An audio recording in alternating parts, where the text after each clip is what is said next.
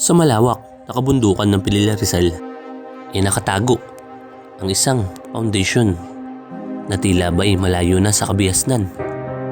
Ito ang Josephine Foundation na matatagpuan sa Sitio Labong, Halihayin, Pilila Rizal. Ang Josephine Foundation ay kanlungan ng mga lolo at lola natin na wala nang kakayanang maghanap buhay o makapagtrabaho at inabandona ng kanilang sariling pamilya. Kaya ang grupo namin dito sa Tanay Rizal ay nagsagawa ng isang charity event para kahit papano ay maibsan naman ng lungkot sa kanilang mga puso.